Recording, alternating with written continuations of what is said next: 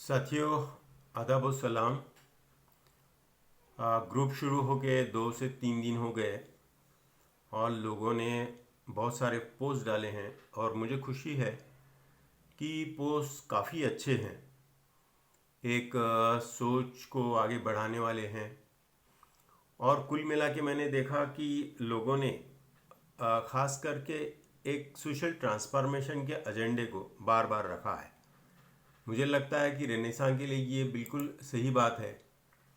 Renaissance एक सोच है सोशल ट्रांसफॉर्मेशन की, लेकिन ये ट्रांसफॉर्मेशन ये कहा भी गया है, आपने कहा है कि ये काफ़ी एम्बिगुअस टर्म है, जनरल टर्म है और इसके मायने क्या हैं ये कॉन्क्रीटली कहना पड़ता है, कुछ प्रोग्रामिक लेवल पर इसको कह पड़ता है, उसकी फिलॉसफी आइडियोलॉजी की बात होनी पड़ती है। तो एक तरह से ये जटिल बात भी होती है। लेकिन एक बात याद रखें कि ट्रांसफॉर्मेशन की जब बात कर रहे हैं तो हम एक वर्ल्ड ऑर्डर, हम जिस मुल्क में रह रहे हैं उसकी एक अपनी सिस्टम है, इसका हम लोग एक हिस्सा हैं और हमें इससे जूझना पड़ेगा, इससे एडजस्ट करना पड़ेगा। हमारे अपने मसले हैं, माइनॉरिटी कम्युनिटी होने की वजह से हम लोग पावर के गलियारों से बाहर फेंके गए हैं।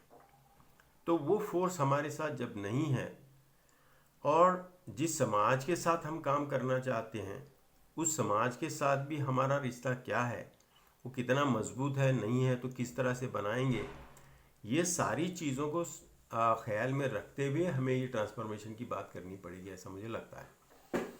तो मैं यहाँ पे कोशिश करूँगा कि हम जिस सिस्टम का हिस्सा हैं वो सिस्टम का स्ट्रक्चर क्या है, कैसे ऑपरेट होता है, ये मैं एक स्ट्रक्चर को आपके सामने रखने की कोशिश कर रहा हूँ। ज़रूरी नहीं कि उसी स्ट्रक्चर में हम इसको समझने की कोशिश करें और जिन लफ्ज़ों में मैं कह रहा हूँ वो कहने की कोशिश है वो अलग लफ्ज़ों में भी कहा जा सकता है। खैर, मैं कोशिश करूँगा कि ये सिस्टम क्या है जिसके सहारे, जिसके साथ हम जीना चाहते हैं, लेकिन फिर भी इसको ट्रांसफॉर्म करना चाहते हैं क्योंकि हमारी तरक्की को जो है ये रुकावट बनी हुई है। तो इससे रास्ता हम लोग कैसे निकाल सकते हैं ये जानने के लिए भी ये सिस्टम को थोड़ा समझना पड़ेगा। तो मैं ब्रीफली इसको समझाने की यहाँ पे कोशिश करूँगा।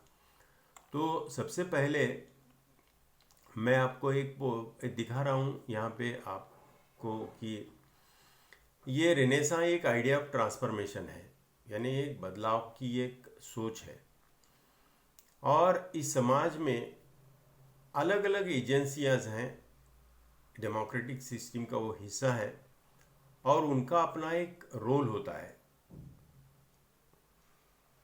और वो ताकतवर भी होते हैं, उनका अपना सोसाइटी पर कंट्रोल होता है और वो सोसाइटी को जिस दिशा में चाहें ले जा सकते हैं। तो हम लोग ऐसी जो एजेंसीज हैं जो या तो स्टेटस को मेंटेन करती हैं, जारे उनके इंटरेस्ट में अगर है तो उसको बरकरार रखने की कोशिश करेंगे, या बदलाव भी अगर चाहेंगे तो अपनी दिशा में चाहेंगे। अगर बदलाव की बात कर रहे हैं तो वो स्टेटस को मेंटेन करने की या तो ट्रांसफॉर्मेशन लाने की उनकी कुवत, उनकी स्पीड, उनकी ताकत क्या है इसको भी समझना पड़ेगा और हमें फिर क्या करना होगा ये भी बात उसमें समझ में आ सकती है। तो कुल मिला के आप देखेंगे कि मैंने यहाँ दिखाया है कि 4 ऐसी मेन एजेंसीज हैं जो सोसाइटी में ऑपरेट होती हैं।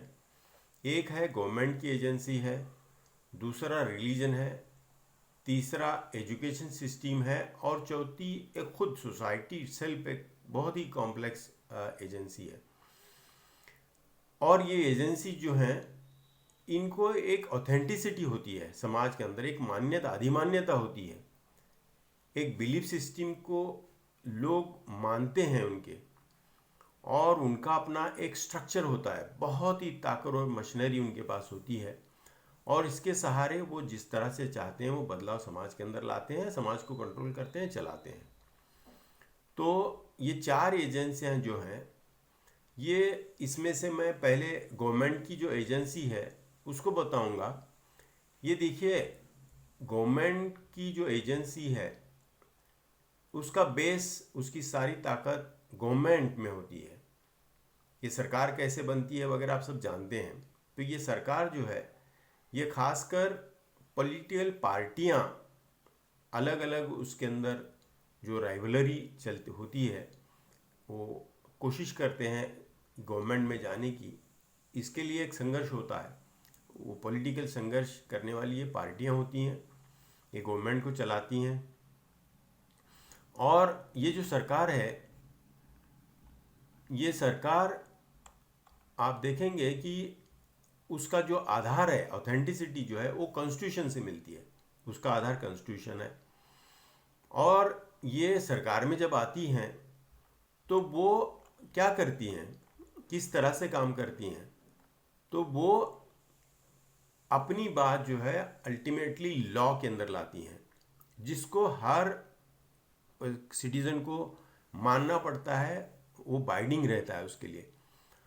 वो सरकार फाइनेंस को शेप करती है, इंडस्ट्री को शेप करती है, कुल मिला के जो डेवलपमेंट की हम लोग बात कर रहे हैं उसको वो शेप करती हैं। ये उसका एंड रिजल्ट होता है ये एजेंसी का।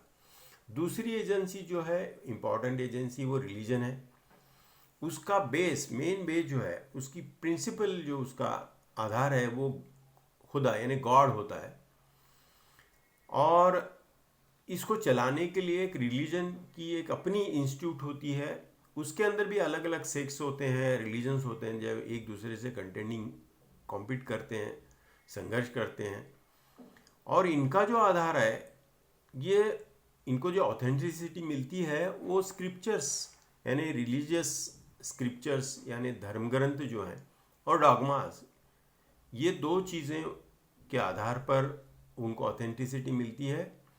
और ख़ास करके ये क्या करती हैं कि बिलीफ सिस्टम को और मोरालिटी को ये कंसोलिडेट करती हैं, क्योंकि समाज को नियंत्रित करने का ये ज़रिया मानती हैं कि बिलीफ को मजबूत करें, उसकी जो एक मोरालिटी है उसको कायम अगर करेंगे तो समाज सही तरीके से चलेगा, ऐसा उनको लगता है। इसके लिए वो काम करती हैं। बहुत ही ज़बरदस्त ताकतवर ये एजेंसी है। तीसरी एजेंसी जो है वो एजुकेशन सिस्टम की एजेंसी है। ये एजुकेशन की सिस्टम एजेंसी जो है, ये सरकार का ही एक हिस्सा होती है। एजुकेशन मिनिस्ट्री उसका मेन फोर्स होता है। और ये स्कूलों की तहत, कॉलेजेस की तहत, रिसर्च इंस्टीट्यूशन की तहत जो है इसको चलाते हैं। और इसका जो आधार होता है, ये जिस तरह की मज़हब के लिए स्क्रिप्चर्स लगते हैं, उस तरह से यहाँ पे सिलेबस होते हैं और चलाने वाले टीचर्स होते हैं।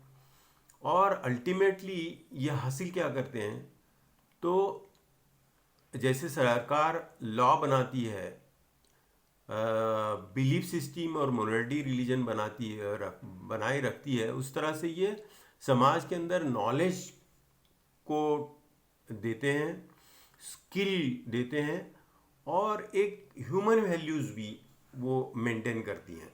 ये ज़िम्मा जो है एजुकेशन एजेंसी का होता है। और ये भी एजेंसी बहुत ही इन्फ्लुएंशियल होती है, समाज के एक सोच को बनाती है, धारणा को बनाती है। फिर वो धारणा एस्टैब्लिश सिस्टम के साथ चलने वाली होती है, ये जाहिर है। और आखिरी जो है ये सोशल एजेंसी जो है, ये सोसाइटी इटसेल्फ एक खुद एक ऑर्गेनाइजेशन है। ये जो है अपने अंदर बदलाव लाने की हमेशा ये खुद भी कोशिश करती है।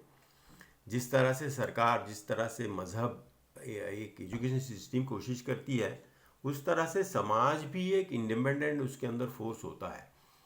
उसके अंदर कई मूवमेंट्स बार बार उभर के आती हैं, और ये मूवमेंट जो है वो समाज को अपने तरीके से शेप करने की, आगे ले जाने की कोशिश करते हैं। जिस तरह से सरकार अपनी मशीनरी के साथ काम करती है, उस तरह से यहाँ पे मूवमेंट्स जो हैं इंडिपेंडेंट है, सरकार से, रिलीजन से, एजुकेशन सिस्टम से इंडिपेंडेंटली, ऑटोनोमसली ये काम करते हैं।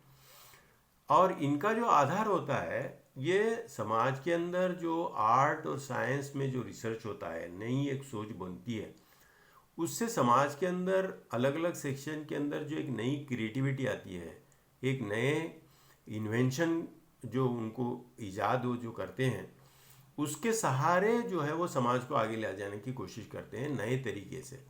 और ये एंड रिजल्ट इसका क्या होती है, समाज की जो इस तरह से जो मूवमेंट्स हैं, ये मूवमेंट्स अल्टीमेटली देखिए वो रिफॉर्म लाती हैं समाज के अंदर, नए चीज़ों को वो समाज में शामिल करती हैं। वो कभी इवोल्यूशनरी तरीके से लाती हैं, यानी धीरे धीरे नए बदलाव की तरफ समाज को ढकेलती हैं, बाकी की एजेंसियों को मजबूर करती हैं कि इस बात को एक्सेप्ट करें, और या कई बार ये रिवोल्यूशन की शक्ल भी लेती हैं। तो ये समाज की एजेंसी भी बहुत ही पावरफुल होती है। ये कंट्रोल करने वाले बारी सिस्टम को कई बार ये मजबूर भी कर देती है और बदलने की भी ताकत इसके अंदर रखती है। ये चौथी एजेंसीज है।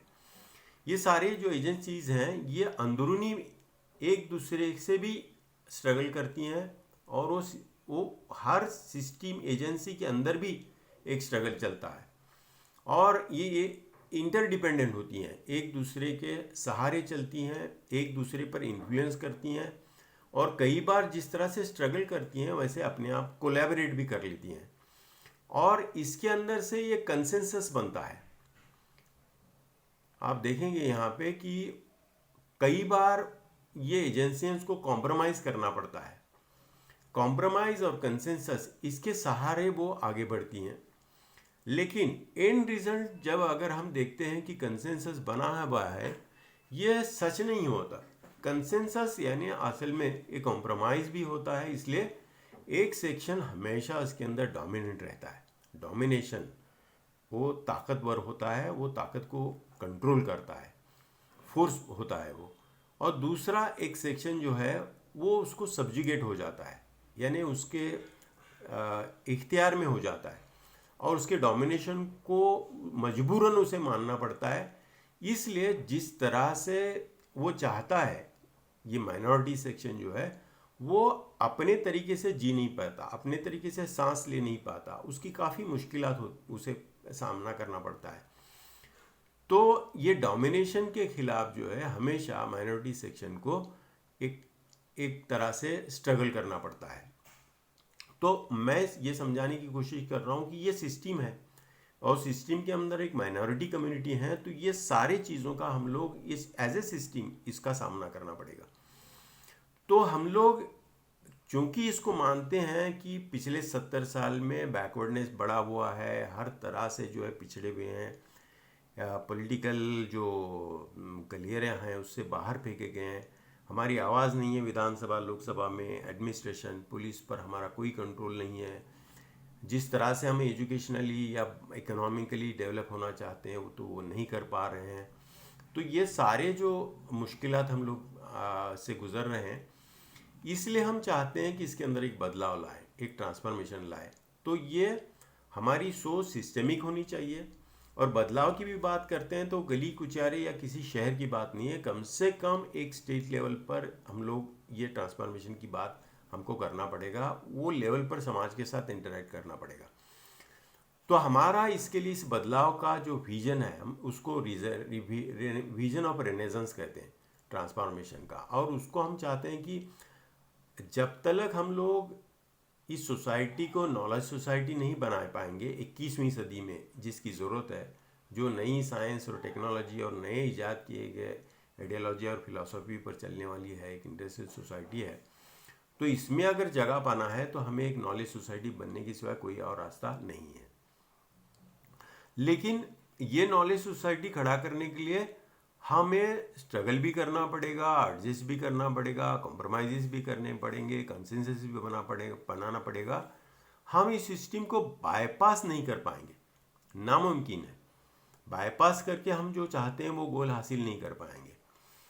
इसलिए हमको इसके अंदर इंटरवीन करना पड़ेगा, इस सिस्टम के अंदर हमें जाना पड़ेगा, उसके साथ स्ट्रगल करना पड़ेगा और रिफॉर्म भी करना पड़ेगा। तो ही हम लोग जो चाहते हैं, तो हम जो कह रहे हैं कि ये सोसाइटी के अंदर इक्वल सिटीजन अगर हम बन पाए, या इक्विटेबल शेयर हमारे समाज के लिए हम लोग पावर के अंदर डिसीजन मेकिंग के अंदर, यहाँ के रिसोर्सेज के अंदर, यानी डेवलपमेंट के अंदर, तो हम लोग जो है इस समाज को हम चाहते हैं उस तरह की नॉलेज सोसाइटी बना सकते हैं। तो रेनेसां जो है, ये सेंटर फॉर रेनेसां, जो उसका बेस हम लोग कह रहे हैं कि जहाँ से ये मूवमेंट चलेगी, क्योंकि आप अगर एक फैमिली बनाना चाहते हैं तो उसके लिए मकान ज़रूरी है। डॉक्टर अगर एक हॉस्पिटल पेशेंट को देखना चाहता है, उसकी हेल्थ को ठीक करना चाहता है तो उसको हॉस्पिटल लगता है, वगैरह वगैरह। मैं इस पर कभी तफसील से बाद में बात करूंगा। तो हमें भी एक सेंटर फॉर रेनेसां, एक बुनियाद लगेगी, एक जगह लगेगी जहाँ से ये सब काम हम लोग कर पाएंगे। तो ये सेंटर फॉर रेनेसां में हम लोग खास करके 4 सिस्टम के जो एजेंसीज हैं उसमें से रिलीजन और गवर्नमेंट, ये बहुत ही ताकतवर एजेंसीज हैं। इनके अंदर आज इंटरफेरेंस, इंटरवेंशन हम लोग नहीं कर रहे। जो भी हैं देखेंगे उसके साथ, लेकिन खासकर का हम लोग एजुकेशन सिस्टम जो है इसके अंदर इंटरवेंशन हमें करना पॉसिबल है, हमारे हाथ में है। ये रिफॉर्म को हम लोग ला सकते हैं। दूसरा, हमारी सोसाइटी जो है इसके अंदर एक सोशल रिफॉर्म भी हम लोग आसानी से ला सकते हैं। यानी आसानी मैं कह रहा हूँ लेकिन काफ़ी मुश्किल बात है, लेकिन पॉसिबल है, इसलिए मैं कह रहा हूँ। तो हम लोग खास करके ये 2 सिस्टम की जो एजेंसीज हैं, एजुकेशन और सोशल, तो इसके अंदर रिफॉर्म की बात हम लोग कर रहे हैं। तो फिर ये अगला एपिसोड में हम देखेंगे कि एजुकेशन रिफॉर्म चाहते हैं यानी वो कैसे आने वाला है, उसके लिए हमारी क्या सोच है, उसके लिए हमारे प्रोग्राम्स क्या हैं, किन इंस्टीट्यूशन की हम लोग बात करते हैं, सोशल रिफॉर्म यानी हमारे नज़र में क्या है, वगैरह वगैरह। ये सारी तफसील की बातें हैं। आने वाले एपिसोड्स में हम एजुकेशन रिफॉर्म और सोशल रिफॉर्म पे बात करेंगे। तो मैं चाहूँगा कि इस चीज़ को आप देखें, समझें। और मैंने इसको अंग्रेज़ी में बनाया है तो हमारे सारे कार्यकर्ताओं के लिए बड़ा मुश्किल है ये समझना। तो मैं चाहूँगा कि आप इसको आसान कर सकते हैं, मेरे से भी ज़्यादा बहुत ही अच्छी तरीके से अपनी ज़ुबान में रख सकते हैं। तो वो सारा जो है काम ये आपके ज़िम्मे है, आप इसको बहुत बेहतरीन तरीके से करेंगे ऐसी मुझे उम्मीद है। तो मैं यहाँ पे रुकता हूँ। शुक्रिया। अस्सलाम वालेकुम। या